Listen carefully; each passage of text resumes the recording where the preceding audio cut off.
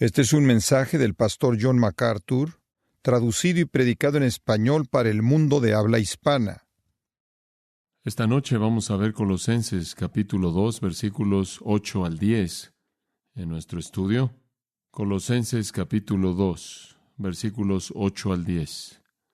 Realmente esta tan solo es la primera parte de un estudio de los versículos 8 al 15 que debería ser tomado como una unidad. Podremos titular nuestro estudio en esta noche Filosofía o Cristo, porque realmente eso es de lo que Pablo está hablando en este pasaje. La palabra filosofía que aparece en el versículo 8, mirad que nadie os engañe por medio de filosofías. La palabra filosofías es de dos palabras griegas, fileo y sofía. Fileo significa amar y sofía significa sabiduría. Filosofía es el amor de la sabiduría. Y a lo largo de toda la historia, el hombre ha buscado esta fascinación con la sabiduría, y eso simplemente es un significado etimológico de la palabra, el amor de la sabiduría. Pero la filosofía misma realmente se reduce al esfuerzo por determinar las causas definitivas en la Tierra y el universo. El esfuerzo del hombre por determinar las causas definitivas.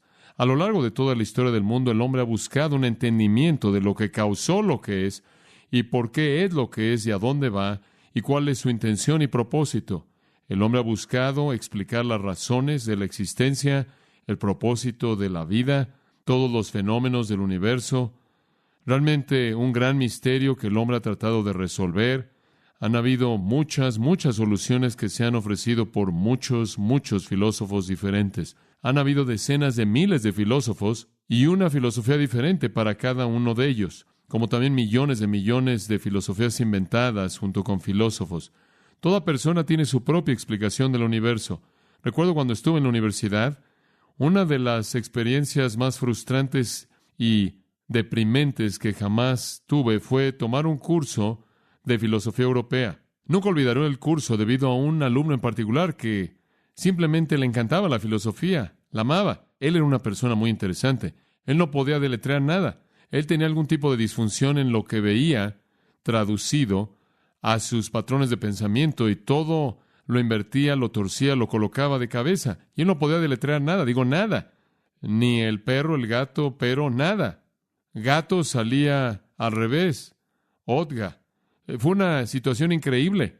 Un día él se me acercó y dijo, creo que fue el primer día que había estado en esta universidad, y él dijo, creo que tú deberías buscar ser el vicepresidente del cuerpo estudiantil. Yo le dije, no quiero ser el vicepresidente del cuerpo estudiantil, no estoy interesado en absoluto en hacer eso. Tengo suficiente que hacer con el deporte.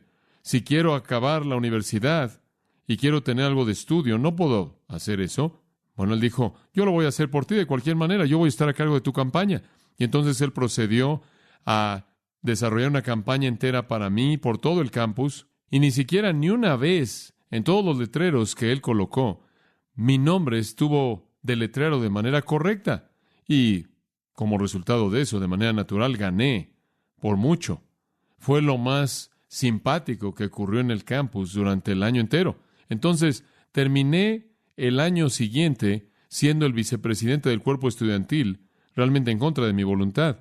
Pero siempre me acuerdo de la clase porque él estuvo en ella y él solía escribir. Tuvimos un ejercicio en donde teníamos que responderle al profesor al escribir las respuestas en el pizarrón.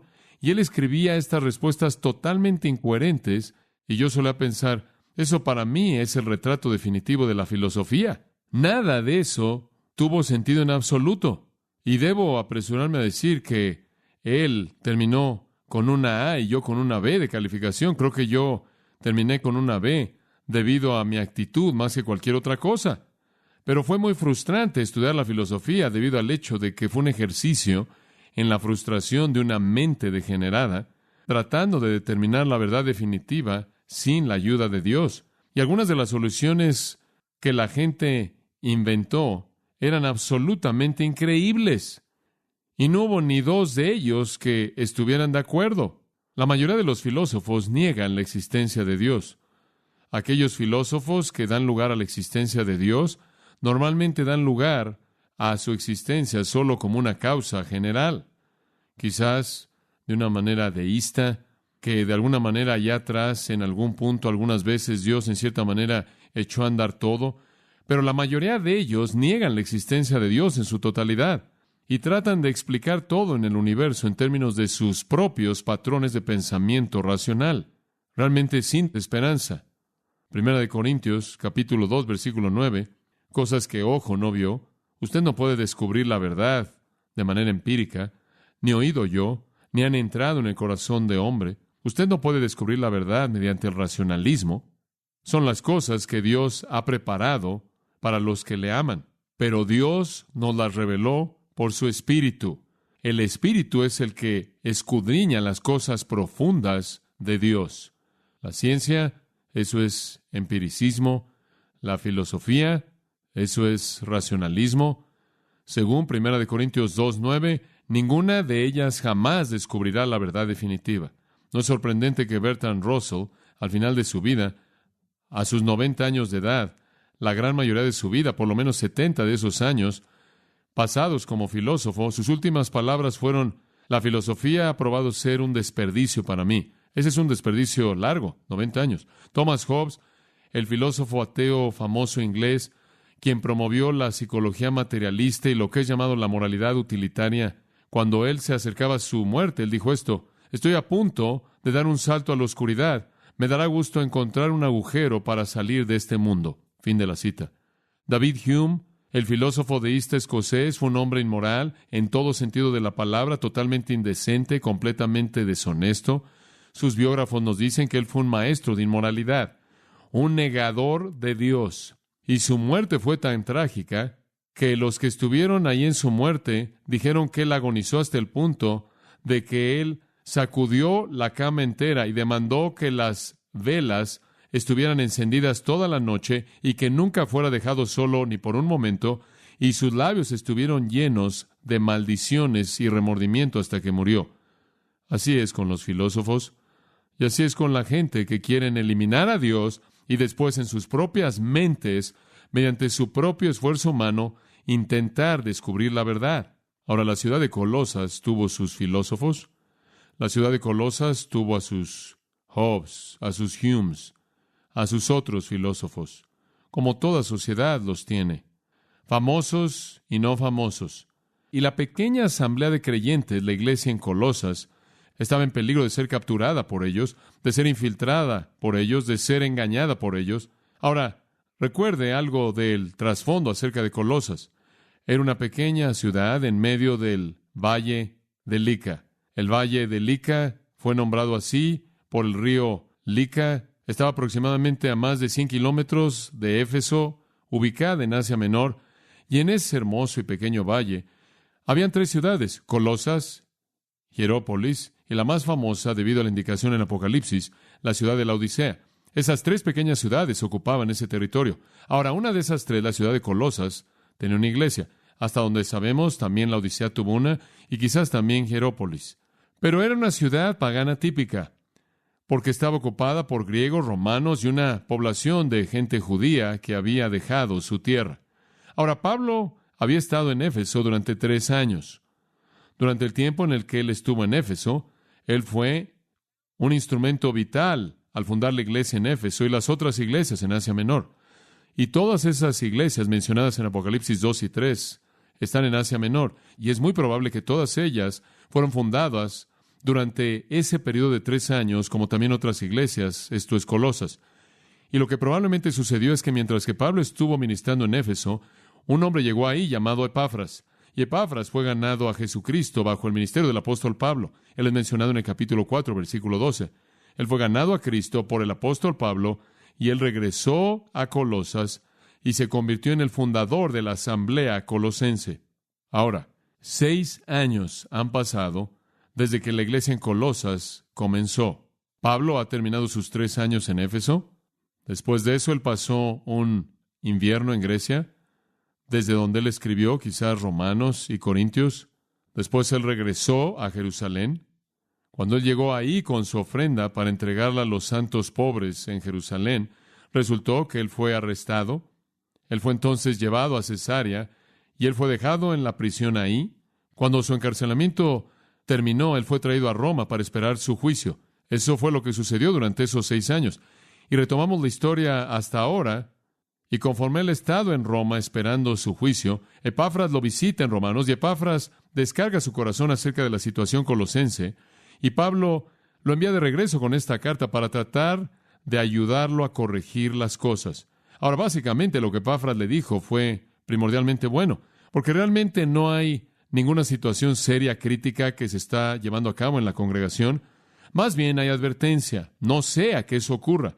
Y la carta primordialmente trata de advertencia para ellos con relación a dejar que cualquier enseñanza falsa, filosofía falsa, infiltre su congregación. Colosenses tenía sus maestros falsos, todo lugar los tiene.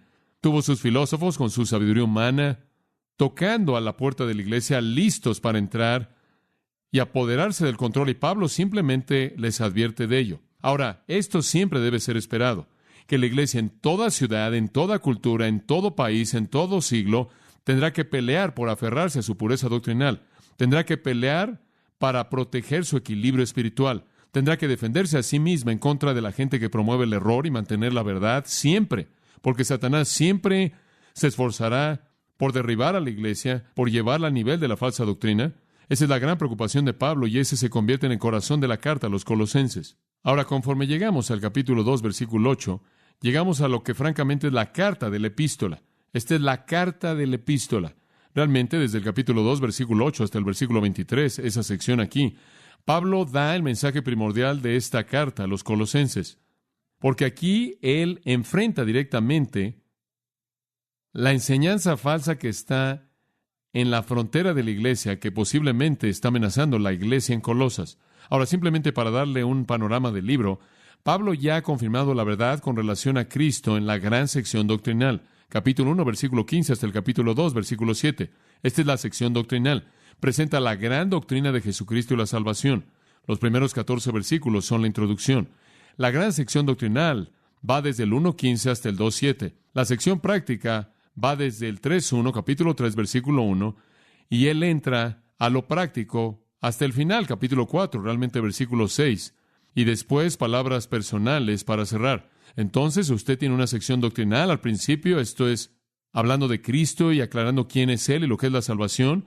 Usted tiene una sección práctica que trata con lo que debe caracterizar las vidas de los colosenses y a todo creyente. Ahora, en medio de eso, usted tiene lo que posiblemente podría llamar una sección polémica. Polémica significa una disputa. Aquí está el argumento del libro. Aquí está la disputa. Aquí está el diálogo de Pablo, quien dice, ahora quiero entrar en este asunto. He hablado de Cristo, he hablado de la salvación, he hablado de su vida práctica, pero permítanme atacar a esos maestros falsos. Y lo hace en el corazón de la carta. Y aquí es en donde estamos. Ahora vamos a observar algo interesante. Hay 4 aspectos de la enseñanza falsa que amenaza a los colosenses. Tuve mucha dificultad bosquejando esta herejía porque Pablo nunca la nombra oficialmente, él solo toca sus bordes y es difícil que nosotros entendamos exactamente qué es, pero puede volverse algo claro conforme avanzamos a lo largo de esta sección en las semanas venideras. Pero esto es lo que sabemos, tuvo 4 elementos. 1, tuvo el elemento de filosofía, según los versículos 8 al 15, y eso es de lo que él habla en los versículos 8 al 15. Esa sección entera trata con este problema de la filosofía humana. En segundo lugar, tuvo en ello un elemento de legalismo. Usted podrá decir que el número 1 fue humanismo, el número 2 fue legalismo. Los versículos 16 y 17 se relacionan con el legalismo. En tercer lugar, tuvo un elemento de misticismo. En los versículos 18 al 19 habla de una adoración de ángeles más bien mística. Y en cuarto lugar, tuvo un elemento de asceticismo, un elemento monástico, un tipo de humildad falsa, retirándose de los patrones de vida normales, como algún tipo de monje o de ermitaño. Entonces, aquí hay una conglomeración de filosofía humana, legalismo, misticismo y asceticismo. Y en mi pequeña computadora entra y sale la palabra esenos, y vimos en nuestro estudio de introducción del libro de Colosenses que es muy probable que la influencia pudo haber venido de la comunidad de judíos conocida como los esenos. Eran una comunidad de judíos que parecía encajar con estos patrones. Ahora ese podría haber sido el caso. Quizás fue una forma de esa secta judía. Quizás simplemente fueron una serie de cosas coincidentales que realmente encarnan todo tipo posible de herejías que usted podría imaginar. Ahora, Pablo ya ha llamado a los colosenses a mantener una lealtad pura a Jesucristo. En los versículos 1 al 7, él dice, tengo un gran conflicto por ustedes y quiero que se aferren a Cristo y a la verdad acerca de Cristo y a todos los tesoros de la sabiduría y del conocimiento. Él ha hecho esta afirmación grande, positiva. Quiero que se aferren a Cristo, quiero que se comprometan con la lealtad pura a Él. Y ahora Él se aleja de lo positivo a lo negativo. Esto es lo que quiero que eviten. Capítulo 2, versículos 8 al 23, aquí está la polémica, aquí está el argumento. Ahora, los falsos maestros, como ya hemos aprendido en nuestro estudio de Colosenses, estaban diciendo, como han estado continuamente diciendo en los primeros años de la iglesia, que tienen un conocimiento superior y continúan haciendo eso inclusive en la actualidad. Han venido y dicen, bueno, sabemos lo que ustedes no saben. Tenemos un sistema que es más elevado que el de ustedes. Tenemos un conocimiento que va más allá del suyo. Un sistema más elevado, más genuino del que los cristianos tienen. Y desde el tiempo del Nuevo Testamento siempre han venido y han dicho, tenemos una gnosis superior, la palabra para conocimiento. Tenemos un conocimiento más elevado, tenemos una revelación más elevada, tenemos un entendimiento más elevado de la verdad de Dios. Entonces Pablo en esta sección contraataca eso. Y lo que él está diciendo es que no hay una verdad más elevada, no hay un conocimiento más noble, no hay un entendimiento más grande, no hay una revelación superior, no importa lo que digan. Y en contra de la declaración atractiva de que un sistema más elevado era ofrecido por esta nueva enseñanza, él enfatizó que todos los tesoros de la sabiduría y el conocimiento están en Cristo, en contra de la doctrina de los eones, la doctrina de las series de emanaciones, de seres espirituales intermedios, a través de los cuales la esencia divina fue distribuida hasta que finalmente alcanzó un hombre en una forma diluida. Pablo presenta a Cristo como la única encarnación de la plenitud de Dios, capítulo 2, versículo 9. No hay muchos eones y seres angelicales entre nosotros y Dios, mediante los cuales Dios filtra su personalidad. Solo hay una representación de Dios en términos humanos, y ese es Jesucristo. En contra de la idea que esos intermediarios espirituales debían ser adorados por los hombres, que deben acercarse a Dios a través de ellos, Pablo les muestra que no son nada más que demonios que han sido conquistados por Cristo. Él dice en el versículo 15, Él despojó a los principados y a las potestades en contra de la idea del asceticismo, de abnegación personal y humildad falsa. Pablo muestra que ya no estamos apegados a cosas carnales debido a que hemos llegado a conocer a Cristo. Hemos pasado a una dimensión espiritual y las abstinencias carnales tienen poca importancia. Ahora simplemente le estoy dando un panorama.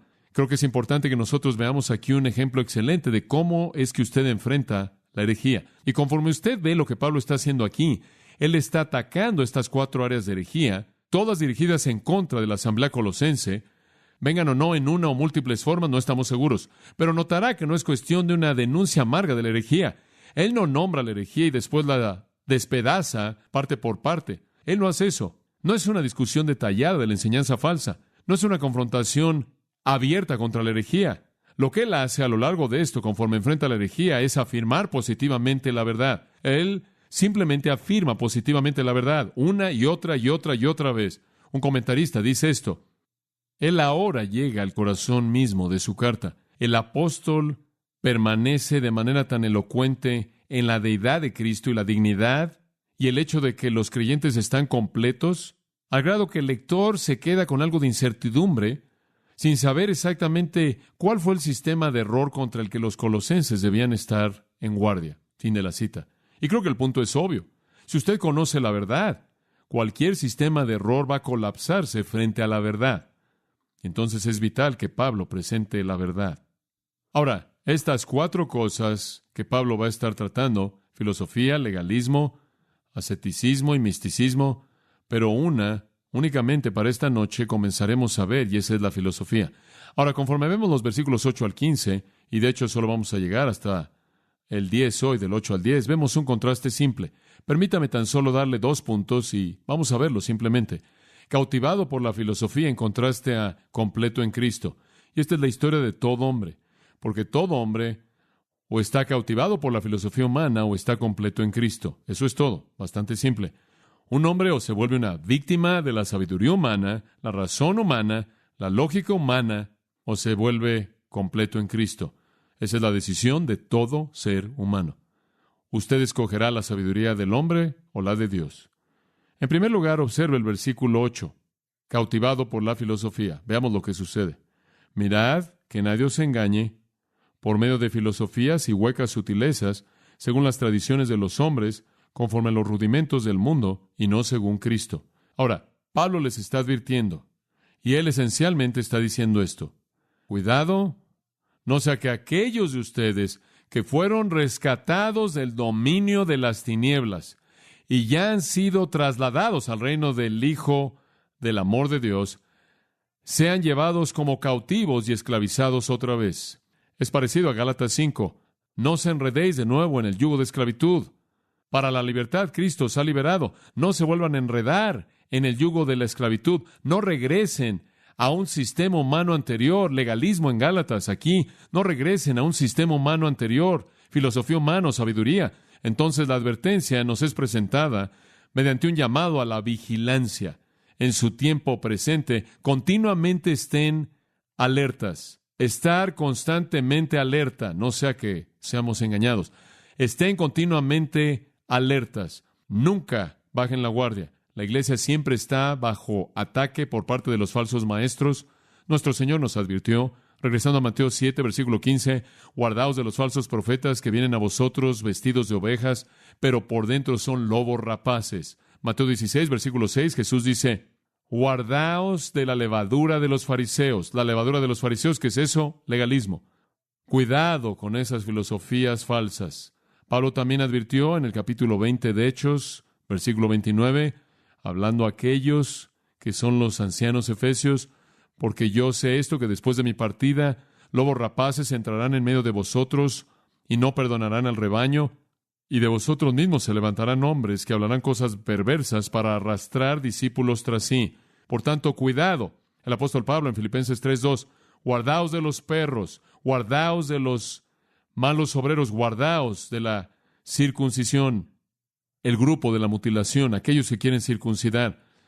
Pedro también advirtió en 2 de Pedro 3, versículo 17, guardaos, no sea que seáis engañados con el error de los impíos y caigáis de vuestra permanencia. Jesús dijo, guardaos. Pablo dijo, guardaos. Pedro dijo, guardaos. Y es necesario que nosotros escuchemos el eco, guardaos. Siempre habrá un esfuerzo por alejarlo de la verdad. Y dice usted, bueno, ¿en contra de qué debo guardarme o cuidarme? Observa el versículo 8 de nuevo. Que nadie os engañe. Ahora ese es un verbo interesante, es un verbo muy raro. Es una combinación interesante, es una palabra de combinación. La palabra ago está ahí. Ago significa ser llevado. Y la palabra sunei está ahí. Eso es interesante porque esa palabra significa botín. Se refiere al botín que usted se lleva en un robo o botín que usted se lleva en una guerra o lo que sea. Y la palabra significa simplemente llevarse el botín. Fue usado más tarde en escritos griegos no bíblicos para hablar de secuestrar, de robar una casa o de violar a una doncella. Él está diciendo, no dejen que nadie los secuestre, no dejen que nadie les robe su tesoro de la verdad, no dejen que nadie los viole con sus enseñanzas falsas. Hay un peligro real de que alguien va a llevarlo, lo va a tomar como presa, lo va a llevar cautivo, se lo va a llevar a usted como un prisionero de guerra. Eso es en contra de lo cual Pablo les está advirtiendo.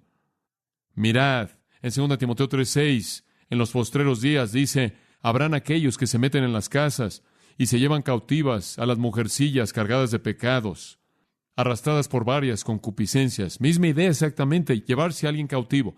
Y la palabra puede ser usada de alguien que trataba con esclavos, que se lleva a la gente de una nación conquistada para venderla como esclavos. Para Pablo era impensable que aquellos que habían sido rescatados, aquellos que habían sido redimidos y aquellos que habían sido liberados pudieran someterse a esa esclavitud antigua de nuevo. De vez en cuando alguien me dice, bueno, solemos ir a Grace Community Church. Me los encontré en el supermercado o en algún lugar. Oh, ¿solías ir? ¿A dónde vas ahora? Oh, ya nos fuimos de ahí porque descubrimos que Grace Community Church no tiene la verdad. Y descubrimos la verdad en la iglesia de la palabra viva, o sea cual sea esto que está ahí sin nombre, o la sociedad tal o cual, o el orden real de cabras, no sé lo que es. La gente siempre viene y dice, encontramos la verdad. Y la realidad es que han dejado la verdad por la esclavitud a la sabiduría humana. ¿Cómo es posible que lo van a cautivar a usted? ¿Cómo es posible que lo van a hacer que se desvíe? Versículo 8, mirad que nadie os engañe por medio de filosofías, y allí hay un equivalente ahí, huecas sutilezas.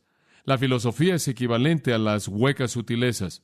El medio de capturar a la gente es la filosofía. Conocimiento que se oye muy sofisticado y teorías, pero todo es humano. Incidentalmente, este es el único uso de la palabra en el Nuevo Testamento. Filosofías es sabiduría humana.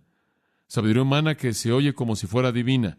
Sabiduría humana que supuestamente es mayor de lo que cualquier otra cosa que usted jamás ha oído. Eso es lo que las sectas siempre ofrecen. No conoces la verdad hasta que conozcas lo que conocemos. Un escritor dice, todo lo que tuvo que ver con teorías acerca de Dios y el mundo y el significado de la vida humana fue llamada filosofía en ese entonces, no solo en las escuelas paganas, sino en las escuelas judías de la ciudad griega. Ahora ese historiador, Slater es su nombre, dice que el término filosofía fue usado de toda teoría acerca de Dios y el mundo, fuera judía o griega, en esa era. Ese era el término común. Entonces, toda persona que venía con cualquier nueva teoría acerca de Dios o una nueva teoría acerca del mundo, sus orígenes, sus significados y su destino, constituyó un filósofo con una filosofía. Josefo, el historiador de ese día, ha mostrado que cualquier sistema complejo de pensamiento, y él dice, cualquier patrón de pensamiento moral o disciplinario era llamado una filosofía. Josefo inclusive dice, y cito, hay 3 formas de filosofías entre los judíos, los fariseos, los saduceos y los escenos. Esa es una cita de la guerra judía número 2 de Josefo. Y eso me ayuda a pensar en que quizás fueron los escenos los que estaban propagando su filosofía. Fuera lo que fuera, era una mentira, y lo llama huecas sutilezas. Esto liga el término con filosofía para describirlo. La filosofía son huecas sutilezas. Es engaño vacío. No le da lo que usted espera. La palabra engaño es interesante en la Biblia. Sutilezas, una de las palabras que es usada en 2 Pedro 2 es engaño. Y el significado original de la palabra es un anzuelo. Y lo interesante acerca de un anzuelo es que no es lo que un pez espera. Lo que usted ve no es lo que usted recibe en esa circunstancia. Y él está diciendo, la filosofía es lo mismo. Es un anzuelo. Usted piensa que va a ser maravilloso y resulta ser engañoso. A pesar de sus declaraciones, la filosofía es una ilusión vacía. Esta es la razón por la que Bertrand Russell dice, después de 90 años de eso, fue un desperdicio. Y esa es la razón por la que Hobbes y Hume están en sus muertes, en pánico, sin respuestas. Se oye bien, seduce la mente porque apela a las manos del orgullo, pero engaña. La verdad es la revelación de Dios, hablada de manera final y claramente en Jesucristo. No hay valor en la filosofía humana especulativa. Creo que Herbert Carson tiene una buena advertencia en este punto. Él dice esto.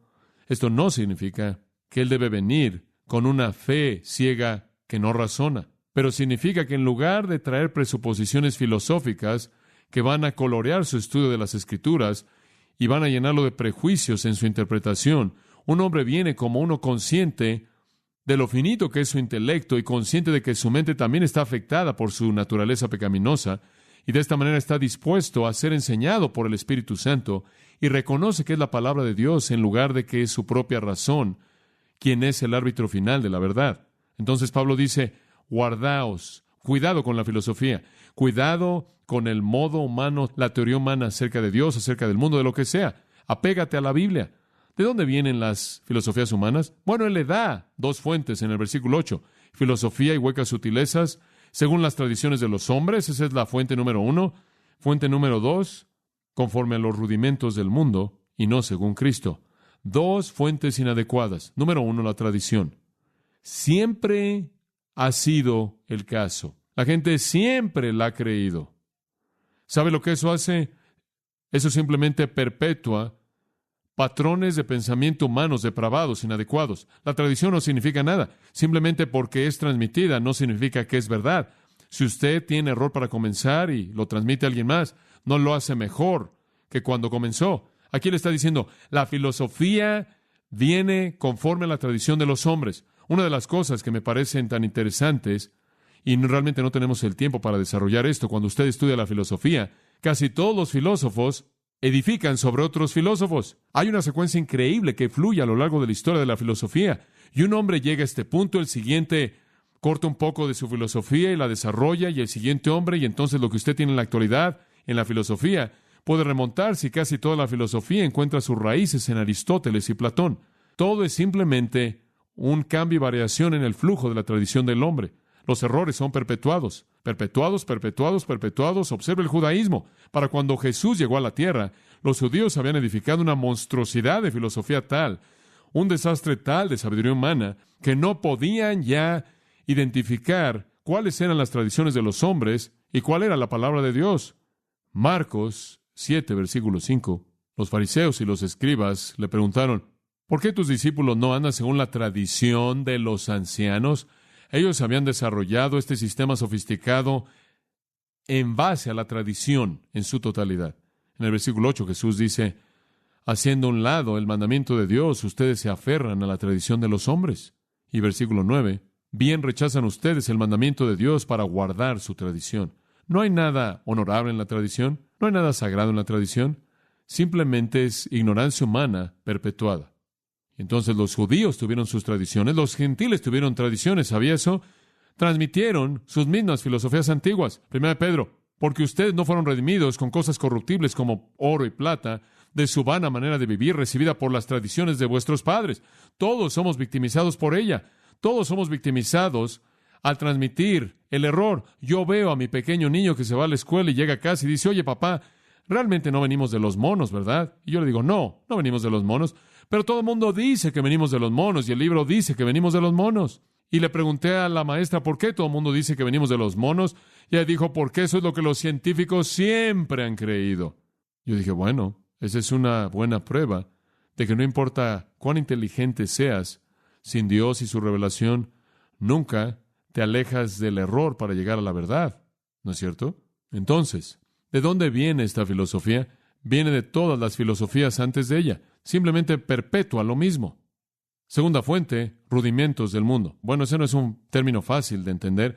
Hay varias posibilidades. Permítame tan solo darle una idea general de lo que Pablo tiene en mente. El término en su sentido literal se refiere a los elementos básicos del aprendizaje. Rudimentos serían los ABCs. Literalmente significa cosas en una columna o cosas en una hilera, 1, 2, 3 o ABC. Él dice, esto simplemente viene de los ABCs del mundo. Creen que es trabajo de posgrado, pero no es nada. Es balbuceo. ¿Sabe una cosa? Usted va a la filosofía y usted recibe un doctor de filosofía y Pablo dice eso es A, B, C. Principios rudimentarios de instrucción para la niñez no adecuado para adultos maduros. Eso es rudimentos. El pensamiento entonces es que el regreso a la filosofía sería hacer a un lado la enseñanza madura de la Biblia a cambio de las opiniones infantiles pobres de una religión inmadura, extrayendo su ser no de Dios, sino de este mundo. En Gálatas capítulo 4 encontramos la misma fraseología, versículo 3. Estuvimos en esclavitud cuando fuimos niños a los elementos del mundo. La enseñanza elemental de la religión humana es lo que él quiere decir. Y en Gálatas él está hablando de la religión de los judíos, y quizás en Colosenses él está combinándola con la religión gentil también, pero lo que él quiere decir aquí es simplemente los elementos básicos de la misma religión humana antigua, y que es lo mismo de todos los tiempos que es básico en toda la religión humana. ¿Salvación por qué? Obras. Lo mismo de siempre. La misma terminología es usada también en el 5º capítulo de Hebreos. Simplemente significa religión humana básica. ¿De dónde viene todo esto? Viene de la tradición, error perpetuado. ¿De dónde más viene? Viene de la religión propia del hombre infantil. ¿No le está dando usted algún conocimiento avanzado, profundo, nuevo? Usted oye a estos hombres promoviendo esto. Abrí el diario del sábado ayer y hay personas locas prometiendo nuevo conocimiento. Este hombre, su nombre es Norvel o algo así. Él va a trascender todo lo que usted jamás ha conocido. Todo lo que tiene que ofrecer es religión humana infantil, basada en la tradición de los hombres, que no ha podido encontrar a Dios debido a su depravación. ¿Quiere saber quiénes son los que realmente están avanzados?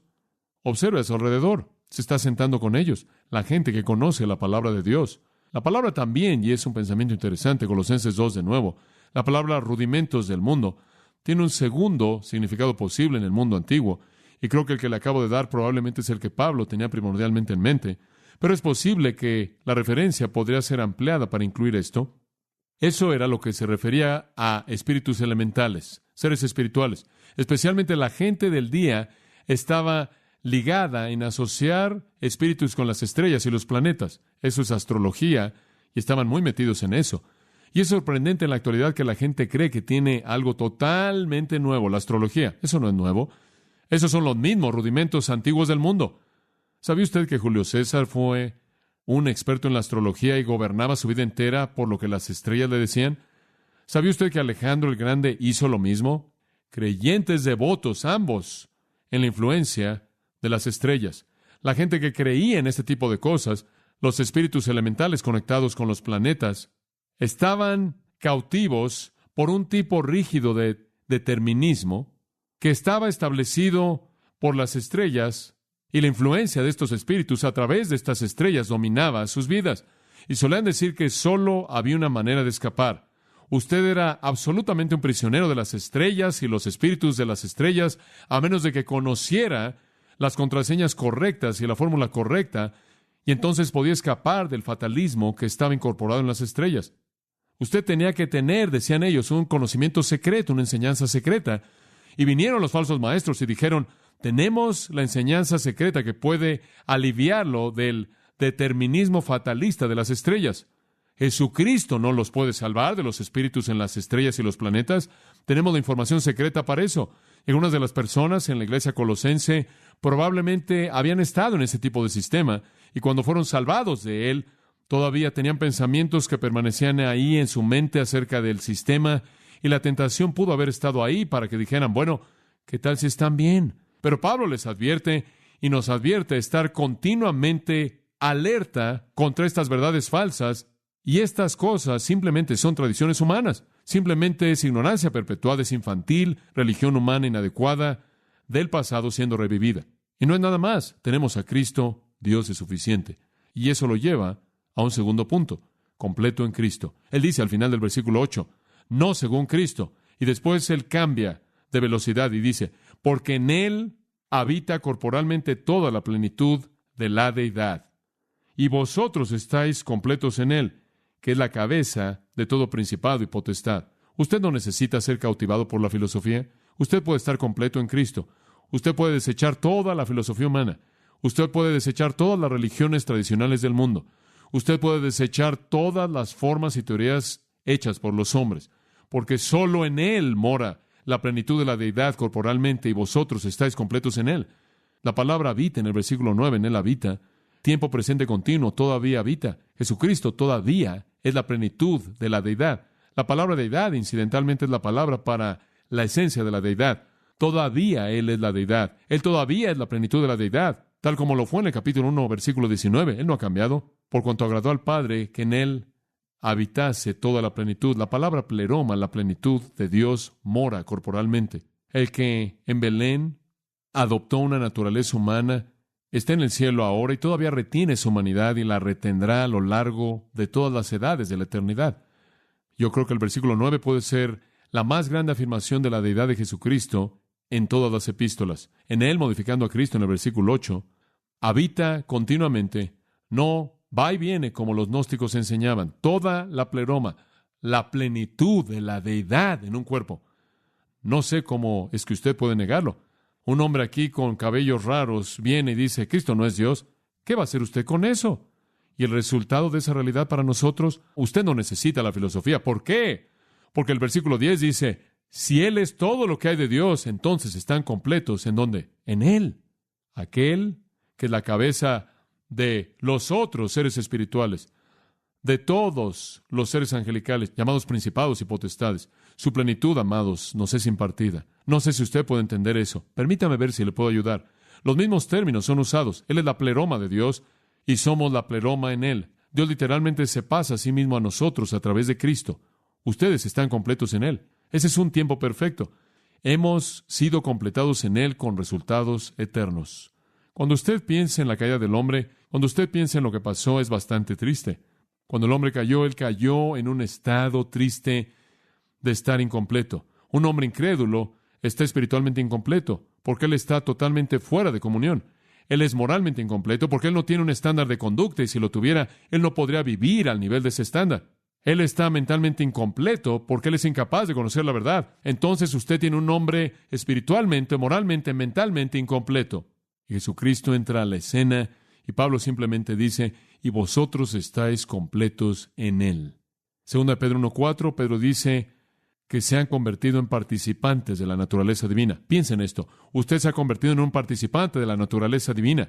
Un hombre instantáneamente se vuelve espiritualmente completo. Él tiene comunión con Dios. La vida de Dios está en él. Él se vuelve moralmente completo, no porque él es prácticamente perfecto, sino porque él reconoce la autoridad de la voluntad de Dios. Él tiene un estándar y al Espíritu Santo que lo capacita para darle la fortaleza para obedecer. Él está mentalmente completo, no en el sentido de conocerlo todo, sino en el sentido de tener la verdad y al Maestro residente de la verdad, el Espíritu Santo. Los cristianos participan de la vida divina. ¡Qué verdad tan increíble! Cuando usted se convirtió en un cristiano, usted recibió todo lo que usted necesita, todo. Pedro dijo, tenemos todas las cosas que pertenecen a la vida y a la piedad. Usted no necesita ningún conocimiento más elevado. Usted no necesita las palabras de Mary Baker Eddy. Usted no necesita las palabras de José Smith. Usted no necesita las palabras del Libro del Mormón. Usted no necesita las palabras de Madame Blavatsky, el juez Rutherford o alguien más. Usted no necesita al señor y a la señora Fillmore para añadir a lo que usted tiene. Usted no necesita al apóstol tal y tal para decirle algo más de lo que usted tiene. Usted no necesita a Sun Young Moon para venir y añadir a lo que usted tiene. Usted no necesita nada porque usted está completo en Él. No sé usted, pero yo como cristiano tengo un sentido de esa totalidad. ¿Usted no? Mi búsqueda por la verdad se acabó. ¿Y la de usted? Yo la he encontrado. Yo ni siquiera puedo concebir necesitar jamás algo fuera de Jesucristo. ¿Y usted? Todo hombre tiene una decisión que tomar. Él puede escoger la filosofía humana, la cual lo va a cautivar y lo va a llevar a estar incompleto, a una sentencia espiritual, moral y mental de condenación. Él puede seguir la sabiduría humana, lo cual parece ser tan elevada y tan sublime y tan sofisticada, y no es nada más que la misma tradición antigua transmitida siglo tras siglo, la misma ABC de la religión humana. O él puede venir a Jesucristo y ser levantado de este mundo para que esté completo espiritual, moral y mentalmente. La canción, y solía encantarme cantar esta canción, dice esto: Él es todo lo que necesito. Él es todo lo que necesito. Jesús es todo lo que necesito. Padre, gracias por nuestro tiempo en esta noche. En cierta manera solo hemos realmente rascado la superficie de estos pensamientos. Vamos a tratarlos de manera más apropiada la próxima vez, conforme realmente profundizamos en los siguientes versículos al describir lo que estar completo significa. Salvación completa, perdón completo, victoria completa. Vamos a escarbar en profundidad en lo que estar completo significa. Pero simplemente por ahora es tan emocionante saber que estamos completos en Él. No nos falta nada. La vida de Dios en nosotros, el Espíritu de Dios en nosotros, la palabra de Dios en nosotros, el poder de Dios en nosotros. Todo el fruto del Espíritu manifiesto. Amor, gozo, paz, paciencia, benignidad, bondad, fe, mansedumbre, templanza. Todas esas gracias que nos has dado, fe y esperanza y amor. Y por el Espíritu Santo, sabiduría y verdad. Todo lo que podría ser concebible para hacer de la vida y la eternidad significativas. Gracias por las palabras de Pedro. Ustedes tienen todas las cosas que pertenecen a la vida y a la piedad. Ustedes son participantes de la naturaleza divina. Gracias, Padre, por tomarnos a nosotros, que no necesariamente somos los más brillantes, los más inteligentes, que no tenemos los títulos de doctor de filosofía, que nunca hemos quizás sido educados por las mentes brillantes y los sistemas sofisticados de nuestro mundo. Gracias porque tú has escondido esas cosas de los sabios y los entendidos y nos las has revelado a nosotros, los niños, porque tú obtienes la gloria de la confianza simple. Padre, es mi oración en esta noche, porque de alguna manera en nuestra comunión puedas hablarle a ese corazón que está luchando, a esa vida que está ahí en la cuerda floja por tomar una decisión relacionada a ser cautivado por la filosofía o estar completo en Cristo. Simplemente oro porque tu Espíritu Santo les ministre, los motive, los convenza de pecado, que nadie se vaya de este lugar con un compromiso con la sabiduría humana, que ninguno de nosotros se vaya de este lugar confiando en la lógica, confiando en la educación, confiando en la filosofía más brillante, sino que sepan que solo en la palabra de Dios está la verdad y solo en el Cristo de Dios está el estar completo. Lleva a cabo tu obra, Padre, en los corazones y en todos nuestros corazones. Si ya estamos completos en ti, haznos estar agradecidos y ayúdanos a vivir nuestras vidas al nivel de esa perfección que te agrada. En el nombre de Jesús. Amén. Usted ha escuchado a John MacArthur, maestro bíblico de Gracia a Vosotros. Para más información y acceso gratuito a todos los mensajes de John, así como una lista de libros incluyendo la Biblia de estudio, visite la página web en gracia.org. Gracia a Vosotros y el pastor John MacArthur se reservan toda protección y el derecho de autor bajo la ley que esté vigente. La información de derechos de autor está disponible en gracia.org, que incluye instrucciones para limitar la duplicación de este archivo digital. Gracia a Vosotros es una organización sin fines de lucro, dedicada a desarrollar recursos desde las enseñanzas del pastor John MacArthur, las cuales ofrecen la verdad de las Escrituras. Por otra parte, estimado oyente, su apoyo en oración y sus donaciones al ministerio nos ayudan a lograr este propósito para equipar a miles de personas de habla hispana. Si desea hacer una donación u ofrenda, puede hacerlo utilizando su tarjeta Visa, Mastercard, Discovery o American Express. Si vive en Estados Unidos o Puerto Rico, puede llamarnos al 1-866-5-GRACIA. Esto es 1-866-547-2242, o desde cualquier otro lugar ingresando a nuestra página web en gracia.org. Y de antemano, gracias por su apoyo.